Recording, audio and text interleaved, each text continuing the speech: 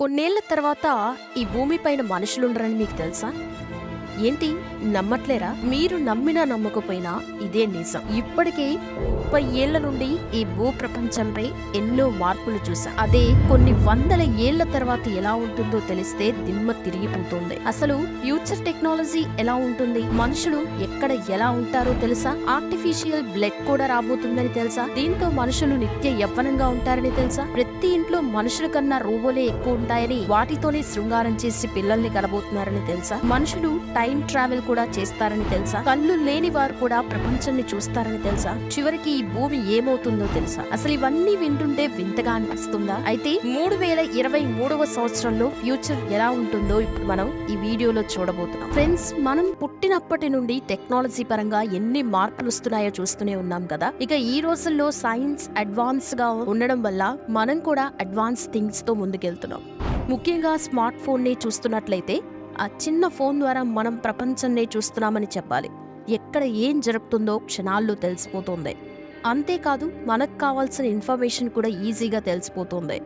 అంతేకాదు రోబోల్ని కూడా కనిపెట్టేశారు. అయితే ఫ్యూచర్ మాత్రం ఇప్పటికంటే చాలా అడ్వాన్స్ గా ఉండనుంది. అసలు అది ఎలా ఉంటుంది అనేది మనం ఊహించడం చాలా కష్టమనే చెప్పాలి. అయితే కొందరు సైంటిస్టులు మాత్రం 1000 ఏళ్ల తర్వాత ఎలా ఉండబోతుందని అంచనా వేశారు. పాతకాలంలో అంటే ఒక 100 ఏళ్ల కిందట కొందరు ఫిలోసఫర్స్ కూడా రాబోయే రోజులు ఎలా ఉంటాయో అని అంచనా వేస్తూ ఉండేవారు. అందులో కొన్ని తప్పు అయినా చాలా వరకు మాత్రం నిజమయ్యాయి. అలా పాతకాలంకి ఇప్పటికీ మార్పులు చాలా అయితే వచ్చాయి. చెప్పాలంటే బెటర్ అడ్వాన్స్డ్ గా ఉన్నాం. అయితే రాబోయే రోజులు ఎలా ఉంటుందో అని చెప్పే టెక్నాలజీ అయితే ఇంకా డెవలప్ కాలేదు. కానీ కొన్ని ఎవిడెన్స్ అండ్ టెక్నాలజీని యూజ్ చేసి రాబోయే రోజుల్లో అంటే 1000 ఏళ్ల తర్వాత ఎలా ఉంటుందో అనే ఒక అంచనాను వేయడంతో అందులో అవేంటో ఇప్పుడు మనం తెలుసుకుందాం. మామూలుగా పాతకాలంలో మన పూర్వీకులు గుహలో నివసిస్తూ ఉండేవాళ్ళు. ఆ తర్వాత చిన్న చిన్న గుడిసెల్లో ఉండేవాళ్ళు. ఇక మనుషులలో ఆలోచన విధానం మొదలు కావడంతో టెక్నాలజీ పెరిగి పెద్ద పెద్ద బిల్డింగ్లు కట్టారు. ఇక ఇప్పుడైతే ఆకాశంని తాకే పెద్ద పెద్ద ఇళ్లు నిర్మిస్తున్నారు. కానీ 1000 ఏళ్ల తర్వాత మనిషి నివసించే పద్ధతి, స్థలంలో చాలా మార్పులు వస్తాయి. అంటే అప్పుడు నీటిలో కూడా ఇల్లు కట్టుకుని నివసిస్తూ ఉండొచ్చు. అయితే ఇప్పటికీ దుబాయ్లో సముద్రం మీద ఫామ్ ఐలాండ్ ఉంది. కానీ నీటి లోపల కూడా ఇళ్లను నిర్మించి, అంటే మనుషులు వాటర్లో చల్లగా మంచు కురిసే ప్రాంతంలో కూడా ఎటువంటి ఇబ్బందులు లేకుండా జీవించే టెక్నాలజీ ఉండొచ్చు. అంతేకాకుండా మనుషులు భూమి మీద కాకుండా వేరే గ్రహంలో కూడా నివాసం ఏర్పరచుకోవచ్చు. అంటే ఇంటర్ ప్లానెటరీ ట్రావెలింగ్ కూడా చేసే అవకాశాలు ఉంటాయి. ఇక ప్రస్తుతం ప్రపంచంలో ఉన్న అన్ని గవర్నమెంట్ స్పేస్ ఏజెన్సీస్ మరియు స్పేస్ ఎక్స్ లాంటి ప్రైవేట్ స్పేస్ ఏజెన్సీస్ కూడా సోలార్ సిస్టంలో ఉన్న వేరే గ్రహాలపైన ఉండేలా ప్రయత్నం జరుగుతున్నాయన్నమాట. ఇక సైంటిస్టులు కూడా ఇతర గ్రహాలపై నీరు మరియు భూమి లాంటివి ఉన్నాయేమో అని వెతికే ప్రయత్నం చేస్తున్నారు. అయితే ఇప్పటి వరకు అటువంటి గ్రహాన్ని ఇంకా కనిపెట్టలేకపోగా ఫ్యూచర్ లో మాత్రం ఖచ్చితంగా కనిపెట్టే ఛాన్సెస్ అయితే ఉన్నాయి. ఇక మనిషి లైఫ్ టైం అనేది ఇప్పుడు 80 సంవత్సరాలు. అదే 18వ శతాబ్దంలో మాత్రం కేవలం 8 ఏళ్లు మాత్రమే. అప్పట్లో వైద్యపరంగా అంత టెక్నాలజీ లేకపోవడంతో చిన్న వయసులోనే చనిపోయేవారు. అయితే ఇప్పుడు వైద్యపరంగా అడ్వాన్స్ టెక్నాలజీ ఉండడంతో ఎంత భయంకరమైన వ్యాధికైనా మెడిసిన్స్ అనేవి ఉన్నాయి.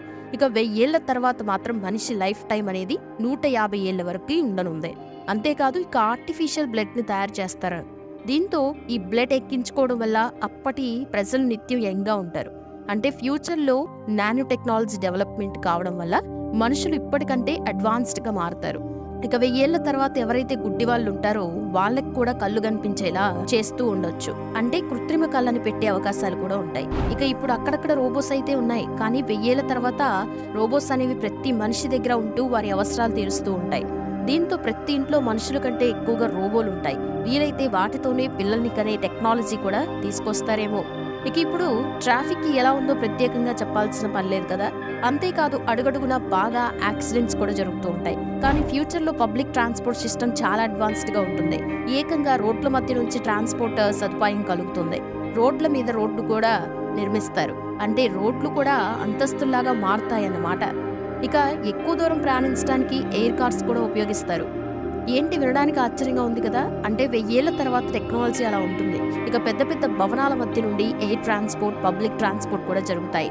ఇక వెహికల్స్ కూడా తమకి దగ్గరలో ఉన్న వెహికల్స్ తో కమ్యూనికేట్ చేయగలడం వల్ల యాక్సిడెంట్స్ అనేవి చాలా తక్కువగా జరుగుతాయి. అలాగే ఫ్లైట్ స్పీడ్ కూడా పెరుగుతుంది. అంటే ఇండియా నుండి న్యూయార్క్ కేవలం 1.5 గంటల సమయం మాత్రమే పడుతుంది. అలాగే ఫ్యూచర్ లో నానో సూపర్ కంప్యూటర్లు కూడా ఉపయోగిస్తారు. అయితే వీటి సైజ్ వచ్చేసి ఒక నానో క్యూబ్ అంటే కంటే చిన్న సైజులో ఉండవచ్చు. అయితే ఇప్పుడు ప్రపంచంలో బూర్జ్ ఖలీఫా అనేది అత్యంత ఎత్తైన బిల్డింగ్. కానీ కొన్ని ఏళ్లలో దీని స్థానం మారుతుంది. ఎందుకంటే కొన్ని ఏళ్లలో జెడ్డా టవర్ నిర్మాణం పూర్తి కానుంది. దాదాపు 3,308 అడుగుల ఎత్తులో దీన్ని నిర్మిస్తున్నారు. ఇక ఇదే ప్రపంచంలో ఎత్తైన బిల్డింగ్ గా మారుతుంది. అయితే ఇప్పుడు ఎంత ఎత్తుగా ఉన్న బిల్డింగ్స్ అయినా వర్కర్స్ కష్టపడి మరి క్లీన్ చేస్తూ ఉంటారు. కానీ ఫ్యూచర్ లో మాత్రం సెల్ఫ్ క్లీనింగ్ బిల్డింగ్స్ నిర్మిస్తారు. అంటే బిల్డింగ్స్ వాటికవే క్లీన్ చేసుకుంటాయి అన్నమాట. అయితే ఇది ఎలా సాధ్యమవుతుందంటే అదేంటంటే ఫ్యూచర్ లో కట్టే బిల్డింగ్ సర్ఫేస్ గ్లాస్ మీద టైటానిక్ ఆక్సైడ్ కోటింగ్ వేస్తారు. ఇక ఈ కోటింగ్ వల్ల బిల్డింగ్స్ పైన పేరుకుపోయిన దుమ్ము అనేది సూర్యకిరణాల వేడితో వేడెక్కి వర్షం పడినప్పుడు అదంతా జారిపోతుంది. అలా ఎన్నిసార్లైనా బిల్డింగ్ కొత్త వాటిలా కనిపిస్తూ ఉంటాయన్నమాట. ఇక ఫ్యూచర్ లో మనిషి చూడటానికి ఎలా ఉంటారంటే వారి దంతాలు చాలా చిన్నవిగా ఉంటాయి. ఇక వారి స్కిన్ లో కూడా మార్పు ఉంటది. అంతేకాదు స్మార్ట్ గా అడ్వాన్స్డ్ గా ఉంటారు. కానీ సన్నగా మరియు పొడవుగా ఉంటారు. భాష విషయానికి వస్తే ఇప్పుడు మనకి రాని భాషను గూగుల్ ట్రాన్స్లేషన్ ద్వారా చూస్తాం. కానీ ఫ్యూచర్ లో మనం మన సొంత భాషతో మాట్లాడితే ఆ ఫోన్ వేరే భాషలో సమాధానం ఇస్తుంది. అంతేకాదు 1000 ఏళ్ల తర్వాత ఇప్పుడున్న భాషలన్నీ కూడా అంతం అవ్వచ్చు. అప్పుడు వచ్చే టెక్నాలజీతో మనుషులు టైం ట్రావెల్ కూడా చేసే అవకాశం ఉంది. అలా 1000 ఏళ్ల తర్వాత ఈ భూమిపై ఇన్ని మార్పులతో పాటు మరిన్ని మార్పులు కూడా ఉన్నాయి. అయితే వాతావరణానికి సంబంధించిన మార్పులు ప్రమాదాలు ఉండవా అనే ప్రశ్న మీలో ఉండొచ్చు. అయితే రానున్న ఏళ్లలో కూడా భూమికి చాలా ప్రమాదాలు కూడా ఉన్నాయి. భవిష్యత్తులో సముద్రపు స్థాయిలు ఎక్కువగా పెరిగి చాలా దేశాలు మునిగిపోతాయి. అలాగే సూర్యుడి నుండి వచ్చే యూవీ కిరణాల సంఖ్య కూడా ఎక్కువ మోతాదులో ఉంటుంది. దీంతో అప్పట్లోపు ఈ భూమిని వదిలి వేరే గ్రహంలోకి వెళ్లాలని ప్రయత్నాలు చేస్తారు సైంటిస్టులు. చూసారు కదా ఫ్రెండ్స్, ఫ్యూచర్ ఎలా ఉండబోతుందో. అప్పటి వరకు మనం ఉండకున్నా కూడా ఇప్పుడే ఫ్యూచర్ టెక్నాలజీ ఇలా ఉండబోతుందని అంచనా వేస్తున్నారు. మరి ఫ్యూచర్ గురించి మీరేమనుకుంటున్నారు? కామెంట్ సెక్షన్ లో కామెంట్ చేయండి. అలాగే వీడియో నచ్చితే లైక్ చేయండి, షేర్ చేయండి, ఛానల్ ని సబ్స్క్రైబ్ చేసుకోండి. Thanks for watching this video.